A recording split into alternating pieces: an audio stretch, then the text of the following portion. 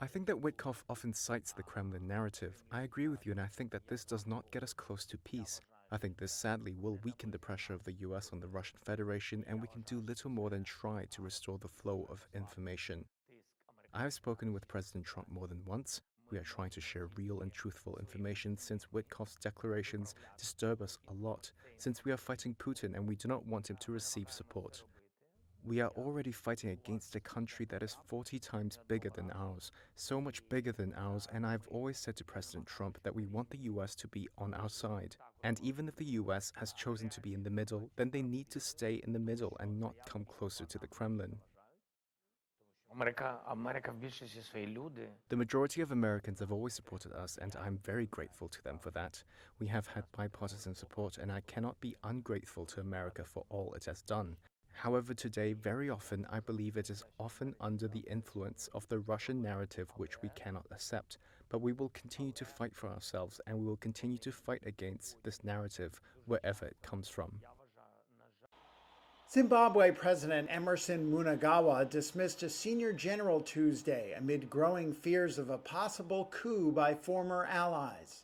Analysts like University of Cape Town professor Brian Raftopoulos say he faces growing dissent within his ZANU-PF party, which has ruled Zimbabwe since independence from Britain in 1980. What we're seeing now is a renewed struggle from within ZANU-PF, within factions in ZANU-PF, for control of the ruling party. Mnangagwa took charge after a military coup that ousted longtime ruler Robert Mugabe in 2017. Some veterans of the South African country's War of Independence have called for countrywide protest on March 31st to force him to step down. They accuse Mnangagwa of deepening the country's economic crisis and plotting to extend his rule beyond 2028, when his second term is due to end, which Mnangagwa denies. Clearly, Mnangagwa is going to use very repressive means to stop it. A lot will also depend on people coming onto the streets, and I'm not sure they'll get the kind of support that they think they'll get for this, even though people are disgruntled. Analysts say Mnangagwa appears to be increasingly worried about his grip on power and has been trying to bolster his position by shaking up the military, police, and intelligence leadership. Tuesday's removal of Anselm Senyatewe, Zimbabwe's second most powerful general and head of the army, was the third such reshuffle by Mnangagwa in recent months. Mnangagwa also removed the chief of police and head of Zimbabwe's intelligence service. Former Brazilian President Jair Bolsonaro will stand trial for allegedly conspiring to overthrow the government after he lost an election in 2022, the Supreme Court ruled on Wednesday. A 5-judge panel decided unanimously to put Bolsonaro on trial. The court proceedings are expected later this year. If found guilty, Bolsonaro could face a long prison sentence. In his opening remarks on Wednesday, Justice Alexandre de Moraes screened dramatic footage of Bolsonaro's supporters storming government buildings. The violent scenes unfolded just a week after the inauguration of President Luiz Inácio Lula da Silva in January 2023. Moraes said the insurrection was a result of Bolsonaro's, quote, systemic effort to discredit the election he lost and then conspire to overturn using violence, with the help of senior military officers and cabinet members. Bolsonaro, who was president from 2019 to 2022, is accused of 5 crimes, including an alleged attempt to violently abolish the democratic rule of law and a coup d'etat. He has denied any wrongdoing and denounced the case as politically motivated. Bolsonaro spoke at a press conference in Brasilia shortly after the ruling. Today, I hope to put a final point on this. It looks like there is something personal against me. The accusation is very serious and unfounded. Wednesday's ruling, roughly a month after Brazil's top prosecutor presented charges, reflected an extraordinary pace for a top court that often takes years to decide major cases.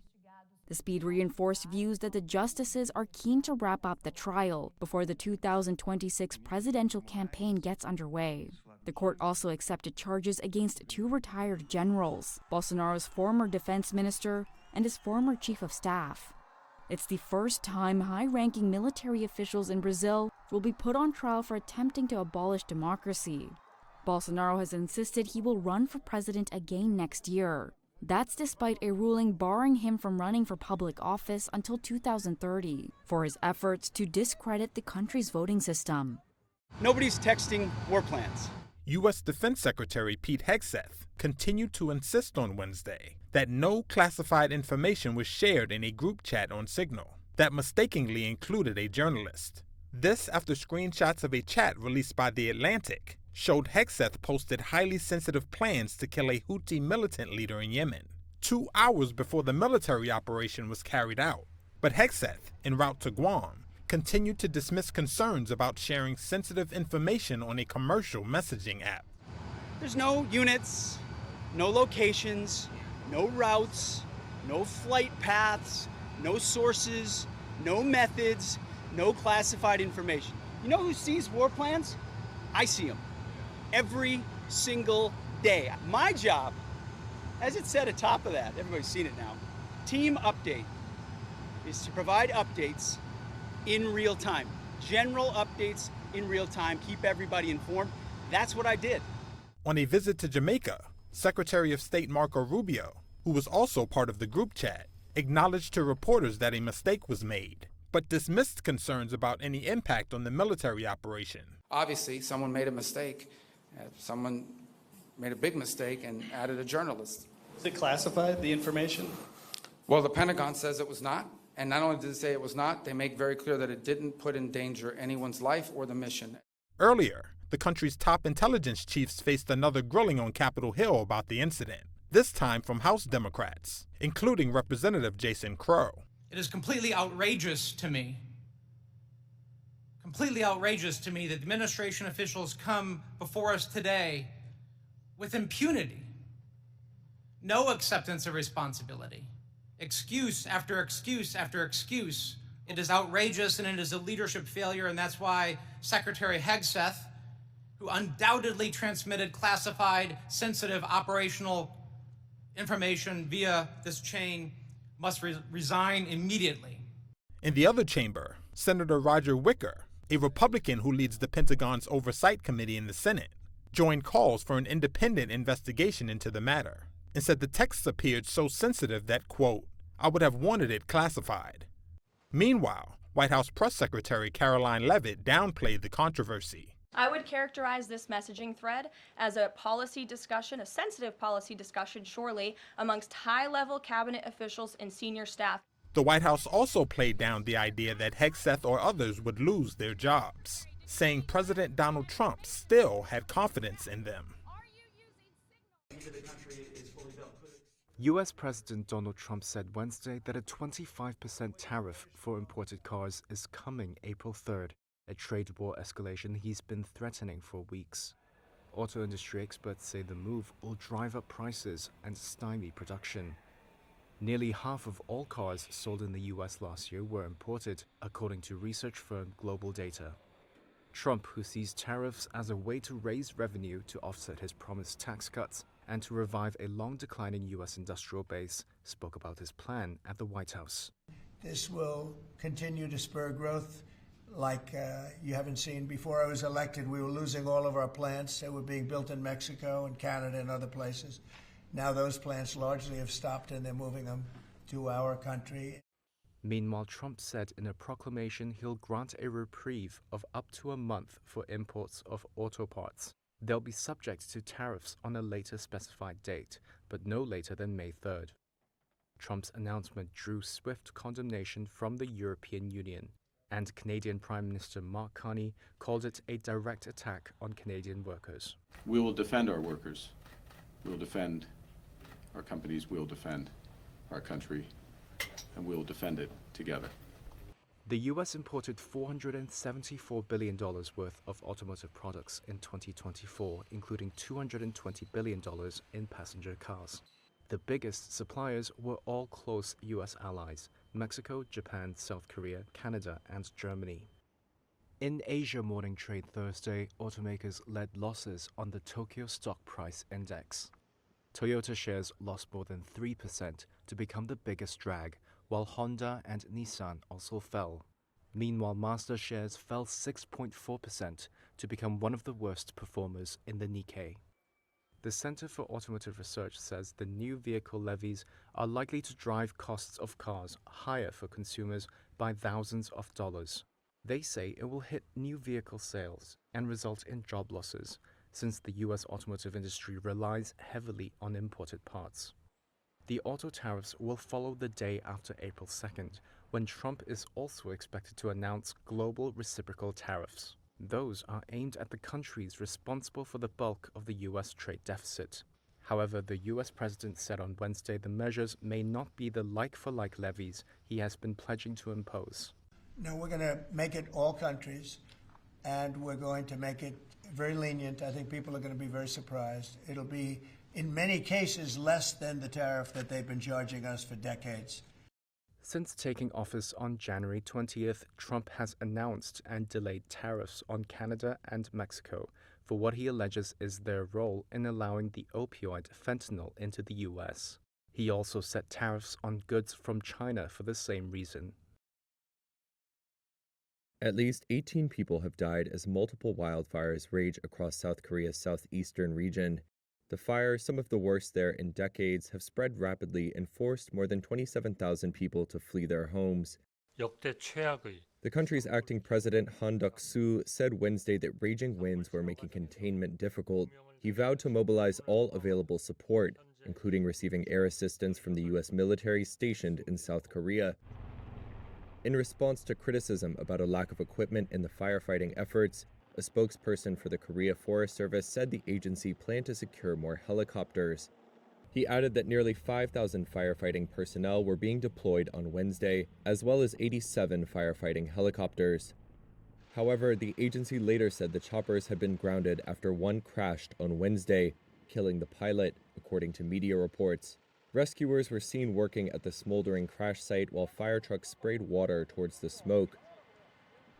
Multiple blazes that broke out on Saturday are yet to be contained, gutting ancient temples and destroying homes. The government has designated the affected areas as special disaster zones and said the fires had damaged more than 37,000 acres. The safety ministry said dry conditions were expected to persist in the region on Wednesday. Keep going. Alpacas are on the loose in this Irish nursing home. He's full of chat, isn't he? They are here to do a job, provide therapy for the residents. I'm just trying to think. The animals belong to farmer Joe Phelan, also known as Alpaca Joe. Well done, boys. Well done. When they're not roaming his farm, Phelan brings them into nursing homes and schools for animal therapy. They get to interact with them, they get to feel them, they look into their big, huge brown eyes, which, just are so relaxing. And they might hear him humming, alpacas hum. And they're very gentle. Phelan ditched his office job for farming a decade ago. He bought 7 alpacas and sold his home to buy a farm to graze them. Here, Oscar. Come here. He says he then noticed how the alpacas helped ease anxiety among the elderly and people with additional needs. And we just found that it lifted everybody's spirits, and that kind of has led into more work around the therapeutic side of the business that we do. Phelan's business has grown. He now has 71 alpacas and employs 11 people. Well done, Oscar. You're doing really well. But only certain members of the herd are able to provide therapy. We have certain boys and girls that are suitable for the therapeutic work and others that are not. They might be more introverted. We have a couple of drama queens here, Sinead Megan, the Oakfield Nursing Home's activities coordinator, says residents were thrilled for the visit. Just to see the smiles on the faces. And I think it triggered a lot of memories for people that would have grown up on farms, that would have been farmers. And I think as well, the feel of the wool brought back a lot of memories to people, and especially to the women that do the knitting. Yeah. Now. This is what remains of a cultural center in Rilsk, in Russia's Kursk region, about 16 miles from the Ukrainian border. The town's mayor, Sergei Kirsanov, said it had over 500 seats and that concerts, performances, and plays were held there. He said a Ukrainian missile attack destroyed the building on December 20th. Russia said the missiles were US-made HIMARS and that 6 people were killed and a dozen were injured in the attack. Ukraine launched an incursion into Kursk last August, more than 2 years into Moscow's invasion of its neighbor. Ukraine's move shocked the region, which hasn't seen conflict since World War II. Now, after Moscow launched a lightning offensive to retake Kursk this month, Russia is close to expelling the last Ukrainian troops. The damage that has been unleashed on towns and cities in Kursk has brought home the horrors of war long suffered by Ukrainians. Reuters is among the first international news outlets to gain access to the Kursk region since Russia began its offensive. Russian officials did not check reporting material, but the Reuters team was informed in advance it could not report about the Russian military in the region or gather visuals of Russian forces. With air raid sirens becoming part of the daily soundtrack of life, many Kursk residents, just like Ukrainians, crave a return to normality. Kurnosov said the thousands evacuated from his town are starting to come back. People live with a sense of fear, with a sense of anxiety. Of course, many have already gotten used to this feeling, unfortunately. And so in principle, at first people left. Now they have returned and are slowly starting to get their lives back on track. It is spring now. Field work in vegetable gardens will begin soon, so people are returning. Ukraine initially seized some 540 square miles of territory in Kursk, according to Russian generals. But within weeks, the area under Ukraine's control shrank as Russia piled in forces. A battlefield map from an authoritative Ukrainian site showed Ukraine controlled less than 32 square miles as of March 23rd. Even with U.S. President Donald Trump vowing to end the 3-year war in Ukraine, many in the Kursk region remain skeptical of any long-lasting peace, like Yekaterina.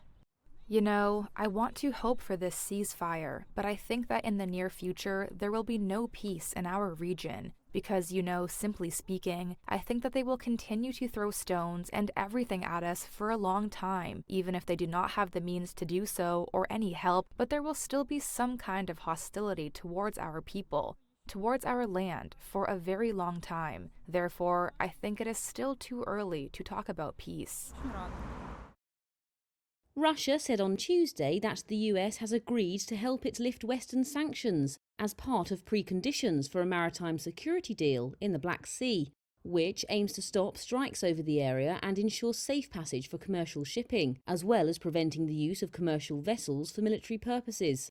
So, what does Russia say it will gain? Russia is the world's top exporter of wheat and fertilizers, and it said the sanctions the US will help to lift affect these industries, as well as shipping. This includes, Moscow says, the removal of curbs on companies producing and exporting food and fertilizers, the lifting of restrictions on financial and insurance companies involved in the international trade of these products, and against Russian-flagged vessels involved in the food and fertilizer trade. The deal is effectively a return to the Black Sea Initiative, struck in 2022, with the help of Turkey and the UN.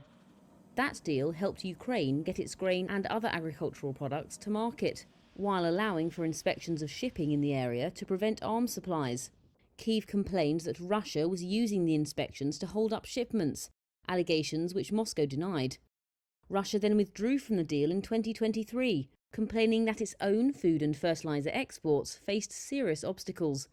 Russian Foreign Minister Sergei Lavrov said that Russia and Turkey had subsequently agreed to a return to the deal, but that Ukraine had suddenly pulled out. Moscow is not currently facing serious problems getting its grain to the market by the Black Sea, and its wheat and fertilizer exports themselves are not subject to Western sanctions. But Moscow has said that restrictions on payments, logistics and insurance have amounted to a barrier. Still, Russia's expected to send around 40 million tonnes of wheat to the global markets this season, and it aims to boost its overall agricultural exports by 50% by 2030. Diplomats told Reuters that most of the curbs listed by the Kremlin related to those enforced by the European Union. The Commission said the bloc did not have sanctions targeting agricultural goods, but did have, quote, prohibitive tariffs on grain products imported from Russia and Belarus. Police in eastern Congo killed 2 people on Tuesday, witnesses said, when they opened fire on mourners at the funeral of a singer said to have been killed by rebels. Thousands of Congolese had gathered in the city of Beni to pay their respects to Delcat Idengo. He was known for denouncing both his own government and the Rwandan-backed rebels now occupying much of the country's east.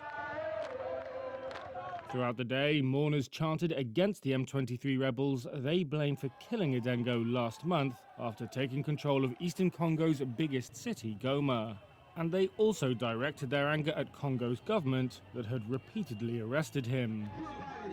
In Beni, which is under Congolese government control, Mourner Ngoma Kangiti said those who killed Idengo had achieved nothing because others had risen up. Idengo gave birth to many people, and that is why all the roots and all those here who recognise Idengo's strength have come to mourn and pay tribute to him. Idengo, whose real name was Delphin Katembo, won a passionate following for his songs that were critical of the government. He was arrested several times, including in 2021 for insulting President Felix Tshisekedi and again last year during a protest.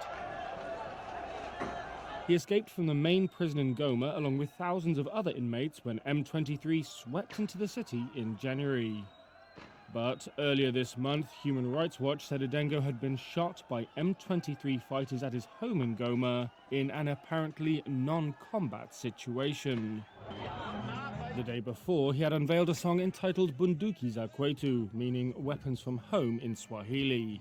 It criticized armed groups like M23. The rebel group has accused Human Rights Watch of spreading falsehoods on the matter. It has not, however, directly addressed whether its fighters killed Idengo.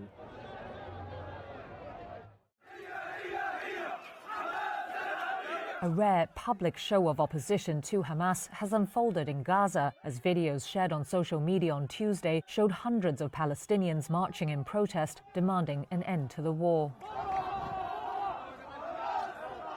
Out, out, out, Hamas get out, people are heard chanting in this clip. The videos have been geolocated to Beit Lahia in the north, one of the areas in Gaza most devastated by the war. Reuters was not able to independently verify the date of some of the footage, though metadata from videos such as this one confirmed the date as March 25th. One witness said it was a spontaneous rally against the war because, quote, people are tired and they have no place to go. Israel resumed its strikes on Gaza last week, saying its goal was to completely dismantle Hamas. Since then, nearly 700 people, mostly women and children, have been killed, according to Palestinian health officials.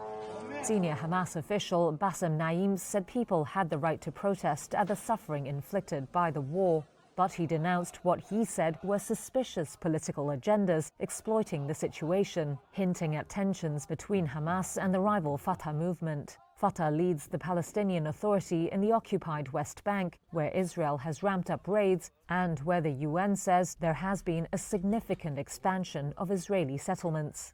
Why don't they protest against the aggression there or allow people to take to the streets to denounce this aggression, Naim said. His comments came after Fatah urged Hamas to respond to the call of the Palestinian people in the Gaza Strip. The two movements have been at odds for years after Hamas pushed Fatah out of the enclave in 2007. They have failed to bridge differences over Gaza's post-war future, including, crucially, who would be in charge. In Israel, Prime Minister Benjamin Netanyahu was quick to say the protests showed his renewed military offensive there was working. On Wednesday, he told lawmakers that Israel would seize territory in Gaza if Hamas refuses to release all remaining hostages. Netanyahu is also facing protests, with Israeli demonstrators taking over a highway to Jerusalem on Wednesday to voice their opposition to his governance. Tanya's tiny beauty studio is tucked away in the crowded lanes of the sprawling Rohingya refugee camp in southeastern Bangladesh. But behind her carefully applied makeup lies a harsher reality. She is rejected by her own people who see her identity as taboo. Tanya is a transgender Rohingya woman in a community that barely tolerates her existence. Determined to help others, Tanya trained fellow trans Rohingya women in the hope that society would see them differently.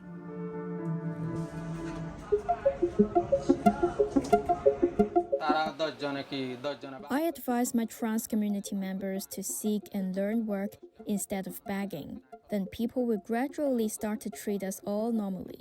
The society should also try its best to rehabilitate the trans people. It's just a matter of effort and goodwill. Being Rohingya is hard, she says, but being a transgender Rohingya is even harder. The 25-year-old left Myanmar in 2017 to escape a brutal military crackdown. Born in Myanmar, Tanya knew from an early age she was different. But in the conservative Rohingya society, she felt there was no place for someone like her.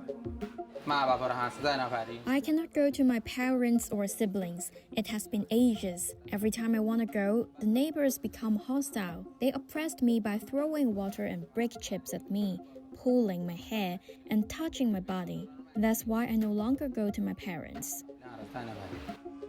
When her family refused to accept her, she says she left home and found support amongst the Hijra, a community of transgender people who often live together for safety and survival. Officials estimate there are about 10,000 Hijra in Bangladesh, but rights groups say the figure could be as high as 1.5 million.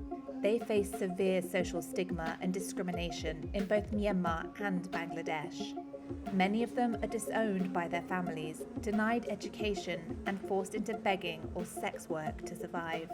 While living in Myanmar, Tanya interned at a beauty salon where she learned hairstyling, bridal makeup, and other beauty treatments.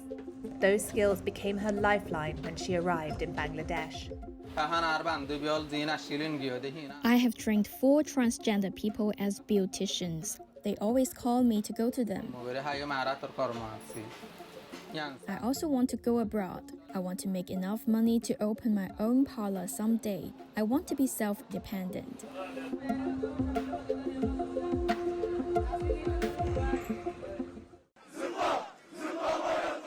Anti-government protesters in Turkey took to the streets in Istanbul for a 7th night on Tuesday. The nationwide demonstrations began last week after the arrest of the city's mayor, Ekrem İmamoğlu, President Tayyip Erdogan's main rival. A court jailed İmamoğlu on Sunday pending trial on corruption charges, which he denies.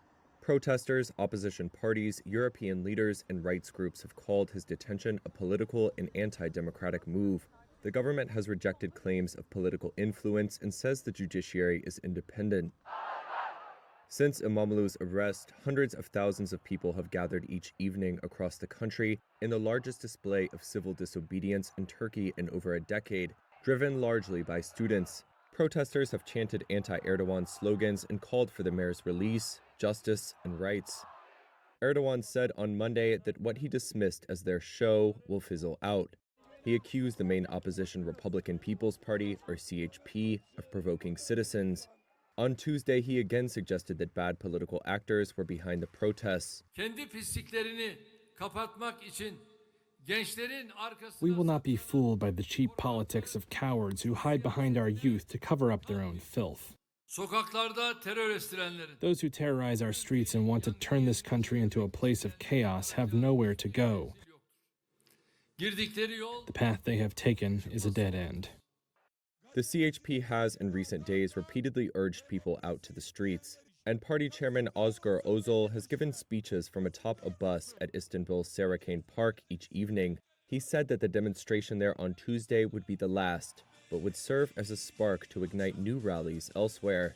He also said the party will launch its election campaign for İmamoğlu, the CHP presidential candidate, with a rally on Saturday. Erdogan has tolerated little criticism from the streets since authorities violently shut down anti-government protests in 2013.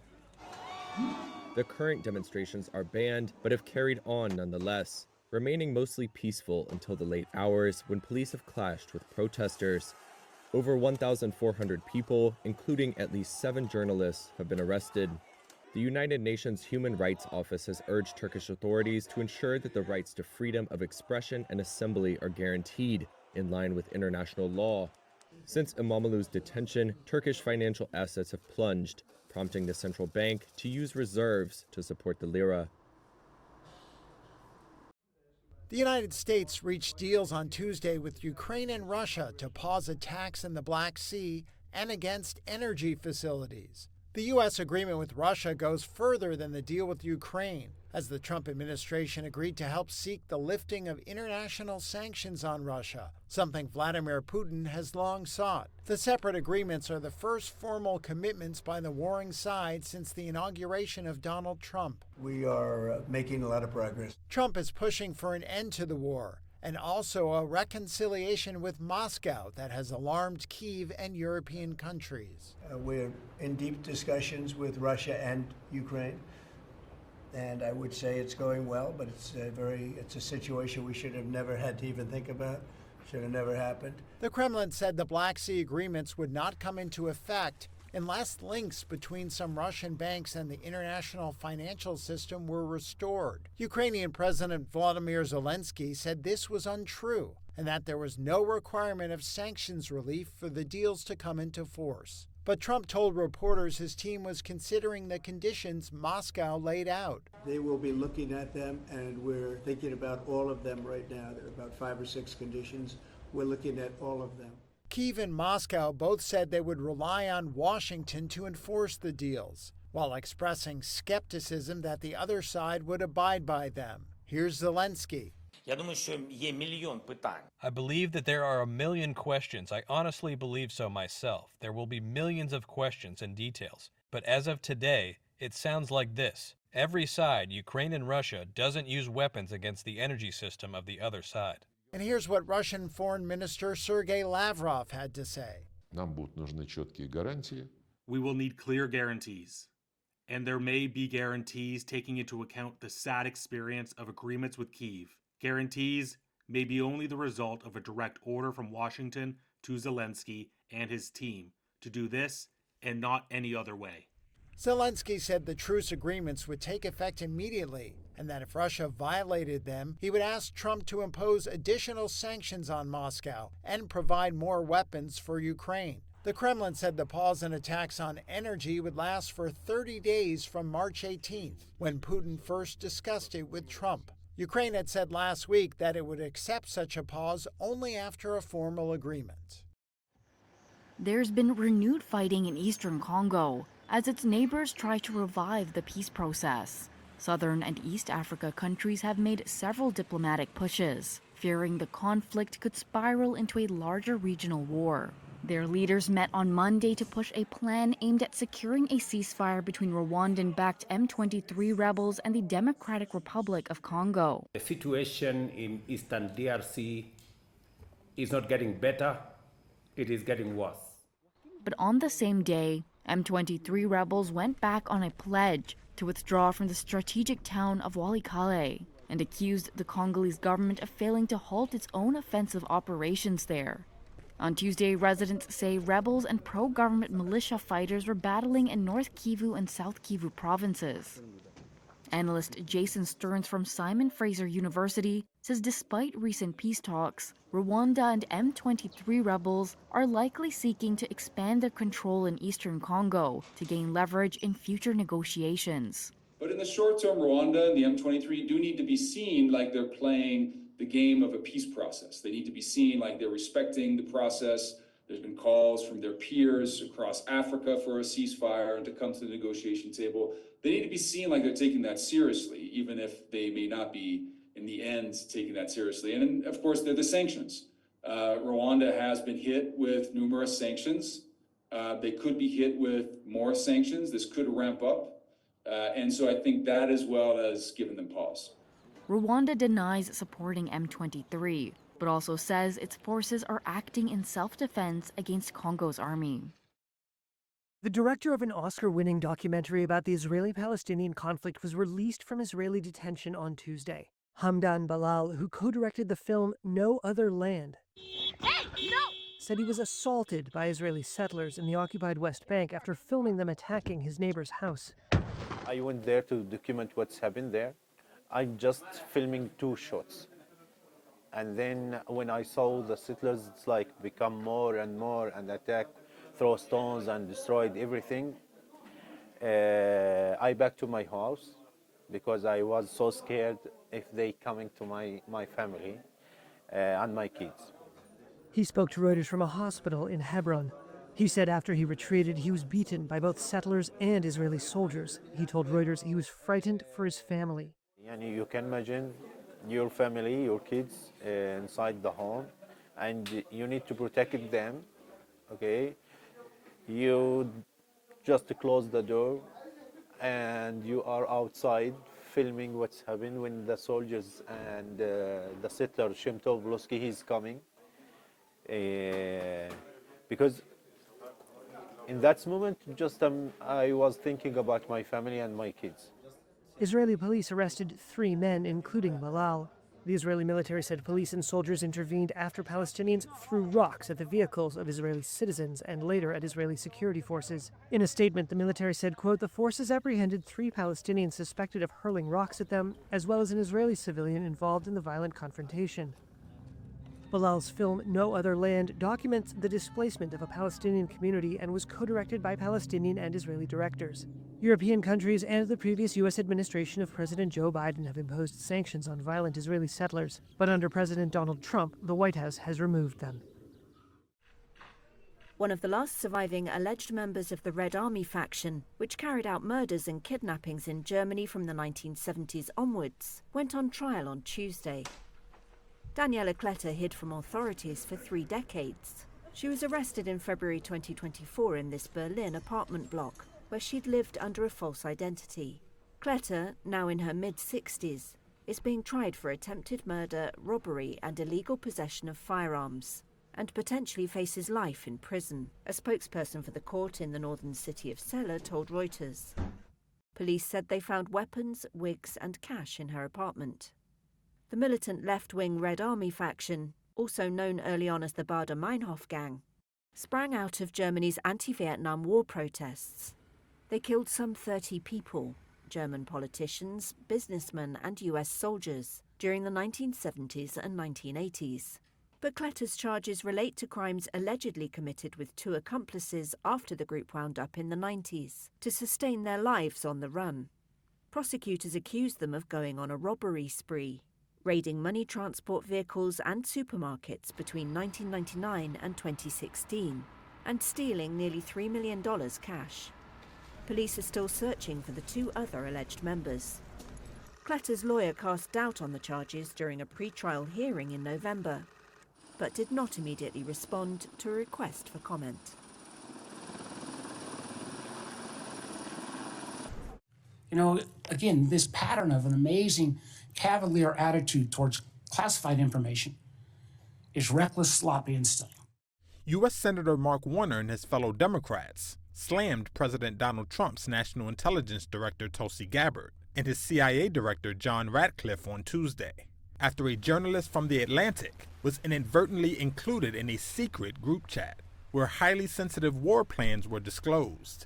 Senator, I'll reiterate that there was no classified material that was shared. Gabbard and Ratcliffe, both of whom were in the chat, testified before the Senate Intelligence Committee that no classified material was shared on the Signal messaging app. But Democrats on the panel, including Senator Michael Bennet, voiced skepticism about that claim.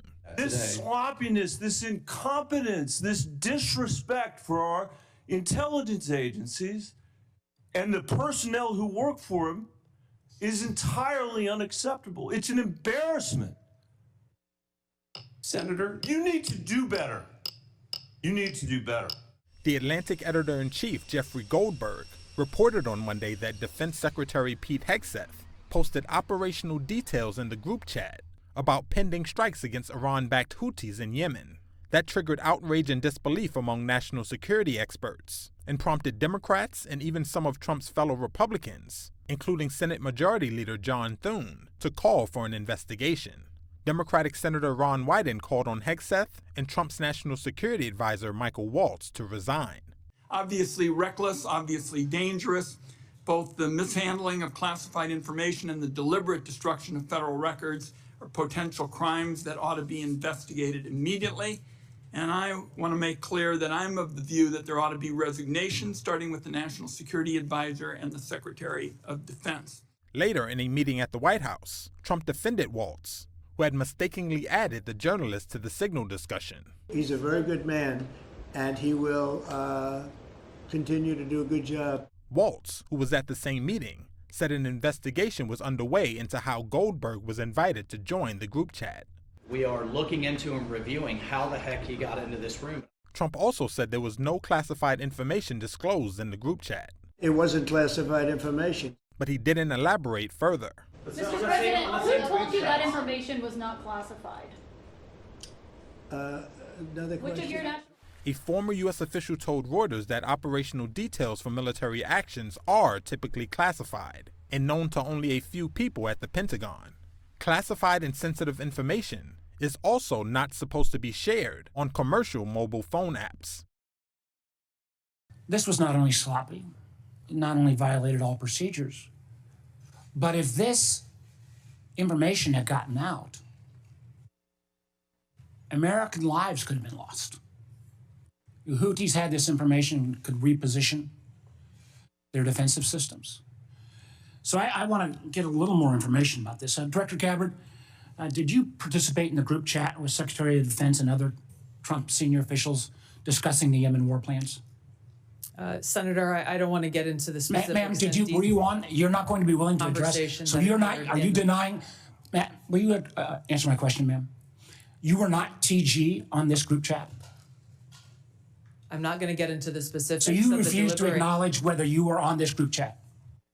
Senator, I'm not going to get into the specifics. Why are you going to get into the specifics? Is it because it's all classified? Because this is currently under review by the National Security Because Council. it's all classified? If it's not classified, share the text now.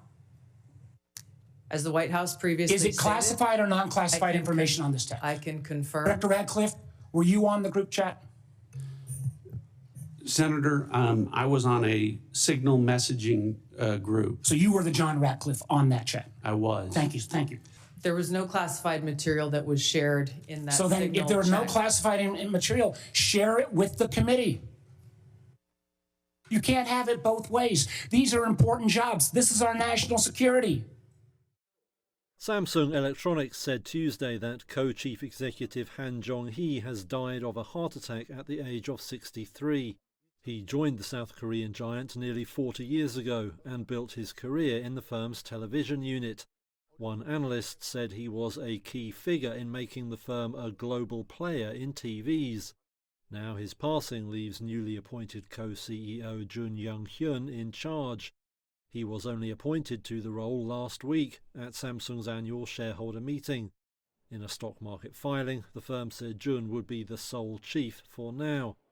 But the company has traditionally had co-CEOs, dividing oversight of its consumer products and chips divisions. Now Han's death comes at an awkward moment, with Samsung trying to navigate global trade tensions sparked by US tariffs. At last week's shareholder meeting, he told investors that 2025 would be a difficult year. Han said Samsung would respond flexibly to US tariffs using its sprawling global supply chain and manufacturing operations. Investors grilled him on the firm's failure to make the most of the AI boom, where it has lagged local rival SK Hynix in supplying high-end chips. Samsung shares fell around 1% in Tuesday trade following the news of Han's death. Leaving a Swiss court acquitted for the second time. Two former powerhouses of world soccer, former FIFA presidents Sepp Blatter and France soccer great Michel Platini, were cleared of corruption charges on Tuesday. 2.5 years after they were acquitted of the offences in 2022, the hearing came about after Swiss federal prosecutors appealed the first decision. Both men had denied the charge. Blatter was relieved outside the courthouse near Basel. I'm happy that the pressure that has been weighing on me for over 10 years is now gone. It was a difficult time for me. And now the justice system has finally done what's right and proper. And of course, This is a big event for me, my family, and also for my girlfriend. I still need to get myself together. I'm full of emotions right now. And I can tell you, life goes on, and things are a little easier now.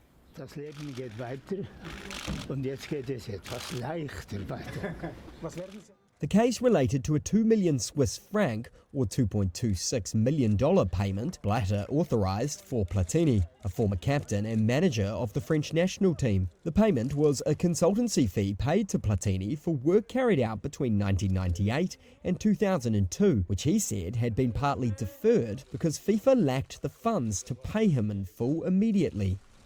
The court said there were doubts about the prosecution's allegation that the payment was fraudulent and that the pair's account of an oral agreement for the payment could not be ruled out.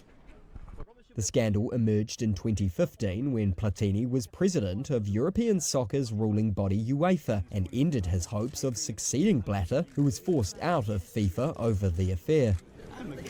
Platini expressed frustration outside court after the decision, saying the case had been about preventing him from becoming FIFA president. But he added that today he is happy because this matter is over. We can move on. The Swiss Attorney General's office said it would review the judgment before deciding whether to appeal to the Swiss Federal Court, the country's highest legal authority. A paramilitary force that is fighting Sudan's army has placed new constraints on aid deliveries to areas where it's seeking to cement its control, humanitarian workers have said, and that includes places where famine is spreading. The war erupted out of a power struggle between the Sudanese army and the Rapid Support Forces, or RSF. Over the past 2 years, it has caused what the United Nations calls the world's largest and most devastating humanitarian crisis. About half of Sudan's 50 million citizens suffer from acute hunger. They're mostly in territory held or under threat from the RSF. Relief workers have previously accused RSF fighters of looting aid. They also say the Sudanese army has denied or hindered access to RSF-held areas. Now the situation could be getting worse. Aid workers told Reuters the RSF has begun demanding higher fees and oversight of operational processes like the hiring of local staff and security since late last year. These moves have not been previously reported. In directives issued in December and seen by Reuters, aid groups were required to register with the Sudan Agency for Relief and Humanitarian Operations, which administers aid for the RSF. The aid workers who requested anonymity said failure to register leads to arbitrary delays and travel permits being rejected.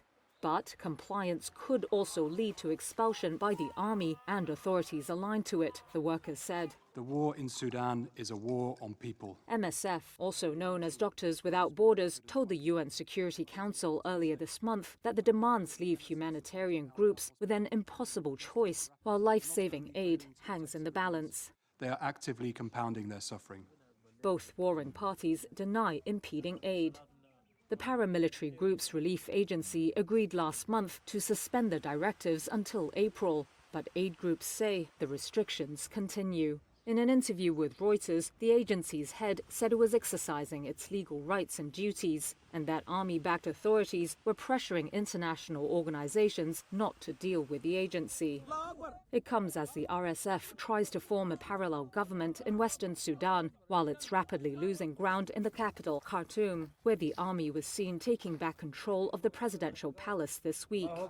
The tightening of bureaucratic controls is driven partly by the RSF's quest for international legitimacy, but it also offers a way to raise funds for a faction facing military setbacks while still controlling parts of the country, the aid workers said. That includes almost all of the western region of Darfur, where several areas are hit with famine. There, the fear is that hundreds of thousands of people, many of them displaced previously in the conflict, are now at a greater risk of starvation.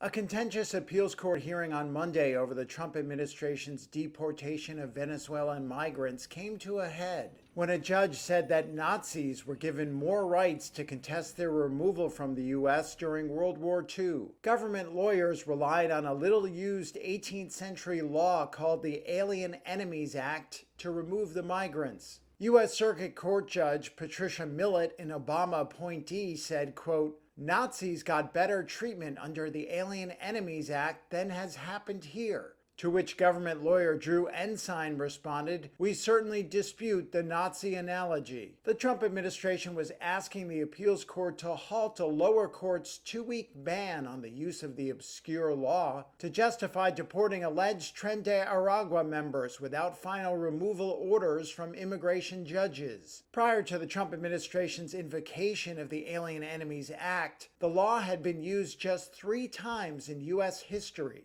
Most recently to intern and remove Japanese, German, and Italian immigrants during World War II. Millett is one of 3 judges on a panel of the U.S. Court of Appeals for the D.C. Circuit hearing the government's case. The judges did not indicate when they would issue a ruling. Ukrainian Serhiy says he lost his foot when a Russian drone dropped a grenade on him as he walked to work. I jumped towards the tree, but it tore my foot off, tore everything off, even the artery. 3 or 4 people in my area were killed like this. They would drop it on people's heads. He is from Ukraine's most dangerous city, Kherson, which is bombarded daily with Russian drone attacks. And like most people here who have also had a taste of occupation, he wants peace, but can't see it happening. Especially while Russian troops remain across the river Dnipro, remotely piloting their killer drones. No, there won't be peace if they're on that bank of the river. It will be constant terror, constant shelling. We need to get them out of there, push them out. There's no other way. US and Russian negotiators met in Saudi Arabia on Monday to try to seal a proposed 30-day pause between Kyiv and Moscow and move towards a broader ceasefire. Kherson's population want this to happen more than most. It was once home to nearly 300,000 people, but that's dwindled to 60,000. According to the region's governor, Alexander Prokudin, there are between 600 and 700 drone attacks in the city each week. Of course, we are waiting for a ceasefire. Everyone is tired of the war, of this fear of being killed in the street, but without clear guarantees of safety, I do not think that this is possible or that it will happen, because Putin wants to completely capture Kherson and Zaporizhia regions. While most of the war has been fought among villages and towns, Kherson has felt the brunt of Moscow's 3-year invasion. Local bus driver Maxim Diak drives wearing a bulletproof vest and helmet. He said he's been at the wheel 5 times when a grenade dropped from a drone has hit the bus. It's very scary, especially when you have little children on the bus. When there is a strike and you can hear it and see it, it's very scary. First occupation, then a Russian withdrawal, and now drones relentlessly raining down from the other side of the river. But residents, many of them elderly, still walk about despite warnings of drones in the area. One told Reuters that even with constant attacks, she could not leave her son, saying, quote, "Whatever will be, will be." In the impoverished Buenos Aires neighborhood of Villa 2124, 68-year-old Heriberto Ayala still remembers how Pope Francis, then known as Archbishop Jorge Mario Bergoglio, would visit by bus and break bread with locals. He recalled one time sharing a beer. He was about to get here. He was walking behind us. We were holding cold pitchers of water and beer. I told him, "Have this, Father." Instead of giving him water, I gave him beer. He told me, "This is delicious." The Argentine pontiff is known for his informal style, rejection of pomp, and push to make the Roman Catholic Church more liberal and inclusive. Some have linked that to his time visiting poor barrios in his home country, later earning the nickname of Papa Viejo, or Slum Pope. The residents and churchgoers Reuters spoke to remembered the former Archbishop of Buenos Aires as a simple man who would arrive by bus with a briefcase and well-worn shoes. Francis was recently discharged from a 38-day hospital stay in Rome. where he fought double pneumonia. Doctors say he needs a further 2 months of rest to recover. Lorenzo de Vedia, a priest at a local parish, says the Pope's illness brought the community together.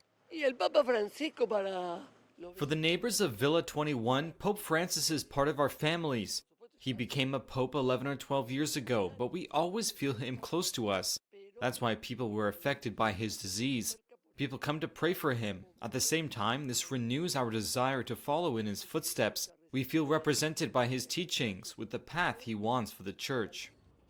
Francis is the first Latin American pope in history, though he has never returned to his native country since being made the head of the church in 2013. There could be 2,000 new HIV infections a day across the world and a tenfold increase in related death if funding frozen by the United States is not restored or replaced. The United Nations AIDS Agency warned on Monday.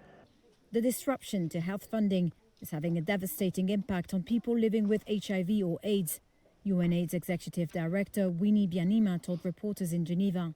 So this sudden withdrawal of US funding has led shutting down of many clinics, laying off of thousands of health workers. All this means that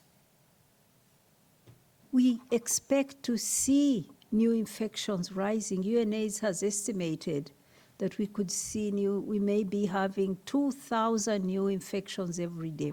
Byanyima said the figures were based on UN modeling, but did not give more details on how the estimates had been reached.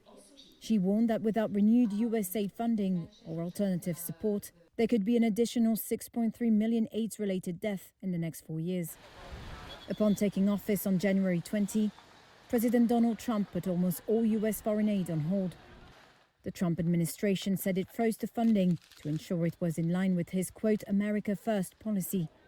Days later, the State Department said life-saving HIV work under the president's emergency plan for AIDS relief would continue. The US delegation in Geneva did not immediately respond to a Reuters request for comment. US Secretary of State Marco Rubio has dismissed concerns that Washington is ending foreign aid, saying waivers had been provided to life-saving services. Trump's team claims to have saved taxpayers tens of billions by cancelling contracts, firing workers, and rooting out fraud and waste in the government, although they have offered little evidence to support that assertion. Top Trump administration officials mistakenly texted war plans to a group that included a journalist, the White House said on Monday, in a misstep that has drawn swift condemnation from Democratic lawmakers. The editor-in-chief of The Atlantic, Jeffrey Goldberg, said in a report on Monday that on March 13th he was unexpectedly invited onto an encrypted group chat on Signal Messenger called the Houthi PC Small Group. Messages in the group made Goldberg aware that large-scale U.S. strikes on Yemen's Houthi rebels were coming hours before they started. The strikes over Houthi attacks against Red Sea shipping came on March 15th. Before they began, Goldberg said Defense Secretary Pete Hegseth posted operational details about the plan in the group, including, quote, information about targets, weapons the U.S. would be deploying, and attack sequencing. The chat also included accounts that appeared to represent Vice President J.D. Vance, U.S. Secretary of State Marco Rubio, CIA Director John Ratcliffe, and others. At one point, the person identified as Vance appeared to question whether U.S. allies in Europe, more exposed to shipping disruption in the Red Sea, deserved U.S. help. A person identified as Hegseth replied, VP, I fully share your loathing of European freeloading. It's pathetic. Trump's nominee for National Counterterrorism Center Director Joe Kent was apparently also on the signal chain, despite not yet being confirmed by the Senate. White House National Security Council spokesperson Brian Hughes said the chat appeared to be authentic and that the NSC was reviewing how a, quote, inadvertent number had been added. When asked about the Atlantic report on Monday, Hegseth denied sharing war plans in the chat and attacked Goldberg's credibility. So you're talking about a deceitful and highly discredited so-called journalist who's made a profession of peddling hoaxes time and time again, to include the hoaxes of Russia, or the fine people on both sides hoax, or suckers and losers hoax. So this is the guy that peddles in garbage. This is what he does. Why were those details shared on Signal, and how did you learn that a journalist was privy to the targets, the types of weapons used? I've heard I was characterized. Nobody was texting war plans, and that's all I have to say about that. Thank you. In an interview on CNN late on Monday, Goldberg responded to Hegseth's denial, saying, quote, "No, that's a lie. He was texting war plans." Mr. President, this is one of the most stunning breaches of military intelligence I have read about in a very, very long time. Senate Democratic leader Chuck Schumer and other Democratic lawmakers have called the use of the signal group illegal and demanded an investigation. I don't know anything about it. Trump told reporters at the White House Monday that he was unaware of the group chat incident. The White House has given no sign so far that the breach would lead to any staffing changes. Your information about war plans against the Houthis in Yemen was shared with a journalist in The Atlantic, and were those details classified? You're talking about a deceitful and highly discredited so-called journalist who's made a profession of peddling hoaxes time and time again, to include the hoaxes of Russia, or the fine people on both sides hoax, or suckers and losers hoax. So this is the guy that peddles in garbage. This is what he does. I would love to comment on the Houthi campaign because of the skill and courage of our troops. I've monitored it very closely from the beginning. And you see, we've been managing 4 years of deferred maintenance under the Trump administration. Our troops, our sailors were getting shot at as targets. Our ships couldn't sail through. And when they did shoot back, it was purely defensively or at shacks in Yemen. President Trump said, no more. We will reestablish deterrence. We will open freedom of navigation, and we will ultimately decimate the Houthis, which is exactly what we're doing as we speak from the beginning, overwhelmingly. Why were those details shared on Signal, and how did you learn that a journalist was privy to the targets, the types of weapons used? I've heard I was characterized. Nobody was texting war plans, and that's all I have to say about that. Thank you. Appreciate it. The NSC said it was authentic. Mr. Secretary.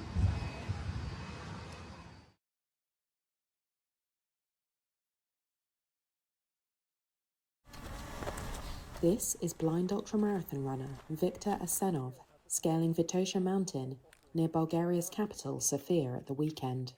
It's an ascent he completed 19 times over a 2-day period, without sleep and only stopping to eat. This type of challenge is known as Everesting, repeatedly scaling a mountain non-stop to climb the cumulative equivalent of the height of Mount Everest. The requirement is not to sleep, so you can't do it by climbing once and then continue the next day. You have to do it 19 times in a row, in my case. Asenov, alongside his guide dog Taddy, began the endurance challenge on Friday morning. He is one of the few blind ultramarathon runners in Europe and was aiming to raise funds for a guide dog school at the Eyes on Four Paws Foundation in Sofia. It is the only school of its kind in the Balkan nation. Taddy really gives me freedom because I can get up at any time and go with her somewhere, and I don't have to rely on people who have to take me, whether it's in the city, whether it's when I'm on a hiking trail in the mountains. Pacers escorted Asenov throughout the challenge. He said their encouragement helped him to fight off the physical and mental fatigue and make it to the finish line. When longtime late-night television host and comedian Conan O'Brien accepted the Mark Twain Prize for American Humor on Sunday, he didn't just offer thanks. He also made not-so-subtle comments against President Donald Trump, whose takeover of the Kennedy Center, which awarded the prize, has shaken the arts world. Twain hated bullies. He punched up, not down, and he deeply, deeply empathized with the weak. Twain was allergic to hypocrisy, and he loathed racism. A host of comedians, including David Letterman, Adam Sandler, Sarah Silverman, Stephen Colbert, and Will Ferrell, also ribbed the Trump administration whilst honoring O'Brien. The show marked the first major event at the Kennedy Center since Trump announced that he would become chairman of the institution, pushing out billionaire philanthropist David Rubenstein. A new board, which includes White House Chief of Staff Susie Wiles and Vice President J.D. Vance's wife, Usha Vance, fired the Kennedy Center's former president, Deborah Rotter. In his remarks, O'Brien thanked both Rubenstein and Rotter, drawing loud applause from the audience. These wild horses are guided down from the Spanish mountains into an enclosure. The tradition of Rapa das Bestas, or the shaving of the wild horses, is about to begin. Once inside the fold, ailotadores, or wrestlers, grapple with the horses to trim their manes, tag and vaccinate them. They say this practice not only maintains the health of the animals by preventing parasites, but also preserves a tradition deeply embedded in Galician heritage. Xavier Alvarez Blasquez Fernandez is the secretary of the Association of Wild Horses in Serra da Groba. A besta es un animal tan valioso genéticamente. A besta is such a valuable animal in terms of its genetics and its history that should be protected. They are not cattle, they are wild local animals that have been wandering this land from the Pleistocene. Autóctono que lleva aquí desde el Pleistoceno. The role of wild horses extends beyond cultural significance. In a region plagued by wildfires, they serve as a natural defense. By constantly grazing and trimming undergrowth, these, quote, clearing machines manage vegetation growth, reducing the risk of wildfires. In September, San Colmedi was spared from destruction, thanks in part to grazing. Native oaks, chestnuts and birches that burn more slowly also acted as a shield, firefighter Cesar Leros said. We saw the town surrounded by fire, but thanks to the indigenous trees, the clearing we do, and the clearing that our animals do, the town was safe.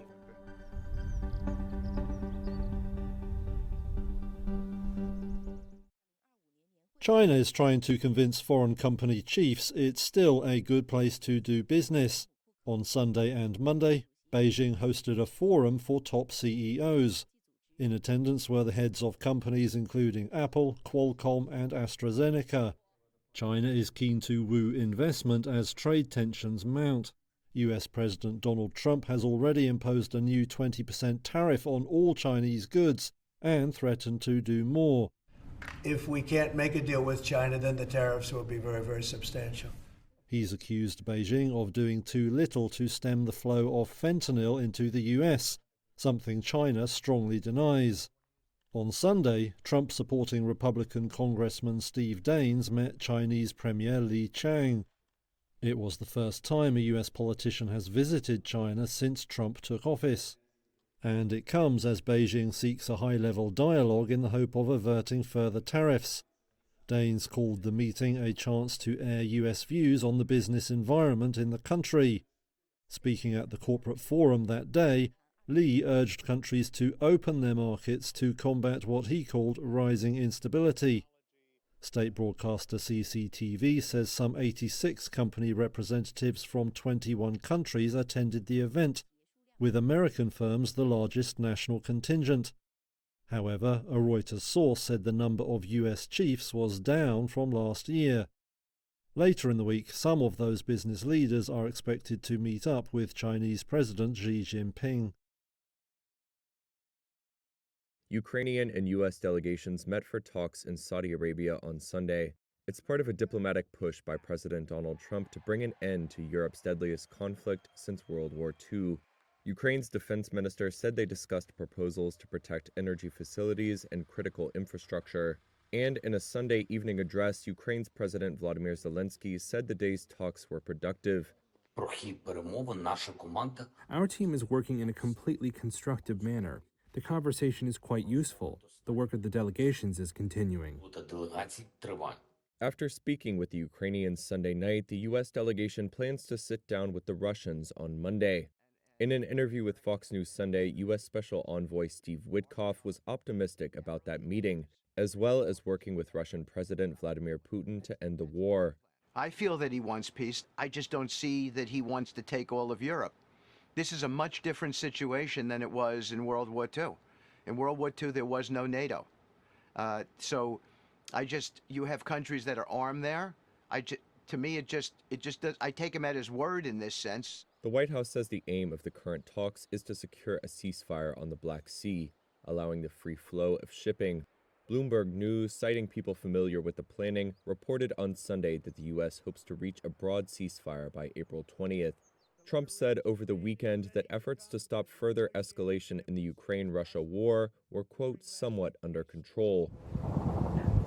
Yet despite all the diplomatic activity, Russia and Ukraine have both reported continued strikes. Ukrainian officials said on Sunday that a large-scale Russian drone attack on Kyiv the night before killed at least 3 people, including a 5-year-old child. Meanwhile, Russian authorities said they had shot down dozens of Ukrainian drones targeting the country's southwest, adding that the strikes had killed 1 person in Rostov. Russian forces have also continued to advance slowly in eastern Ukraine, a region Moscow claims to have annexed. In the latest turn in South Korea's political turmoil, the country's constitutional court reinstated Prime Minister Han Duck-seo as acting president on Monday. He had taken over as acting leader from President Yoon Suk-yeol, who was impeached over briefly imposing martial law in December. Han only lasted 2 weeks in the job before he himself was impeached and suspended. Speaking after the court's dismissal, Han turned to the threat of potential tariffs on South Korea from US President Donald Trump. As acting president, I will put all my efforts to maintain a stable administration in accordance with the Constitution and laws, and I will use every wisdom and ability to securing Korea's national interests amid the trade war that has already become a reality. The ruling immediately returns Han to power after months of political chaos in the country. He thanked the court for its wise decision and the cabinet for their hard work during his suspension. Yoon's martial law declaration plunged the key US military ally into its greatest political crisis in decades. It led to a leadership vacuum amid spiraling impeachments, resignations, and criminal indictments for a range of top officials. Han's impeachment came after clashing with the opposition-led parliament. In the coming days, the Constitutional Court is expected to make a decision on Yoon's impeachment, and if he's removed, an election will be held within 60 days. In the months since Yoon declared martial law, South Korea has been bracing for the potential impact from a range of Trump tariffs. Earlier this month, Trump singled out South Korea for applying high tariffs on US exports. It's already been slapped with duties on steel and aluminum and has been seeking an exemption from the reciprocal US levies set to come next month. US President Donald Trump said Wednesday that a 25% tariff for imported cars is coming April 3rd, a trade war escalation he's been threatening for weeks. Auto industry experts say the move will drive up prices and stymie production. Nearly half of all cars sold in the US last year were imported, according to research firm Global Data. Trump, who sees tariffs as a way to raise revenue to offset his promised tax cuts and to revive a long-declining US industrial base, spoke about his plan at the White House. This will continue to spur growth like you haven't seen. Before I was elected, we were losing all of our plants. They were being built in Mexico and Canada and other places. Now those plants largely have stopped and they're moving them to our country. Meanwhile, Trump said in a proclamation he'll grant a reprieve of up to a month for imports of auto parts. They'll be subject to tariffs on a later specified date, but no later than May 3rd. Trump's announcement drew swift condemnation from the European Union, and Canadian Prime Minister Mark Carney called it a direct attack on Canadian workers. We will defend our workers.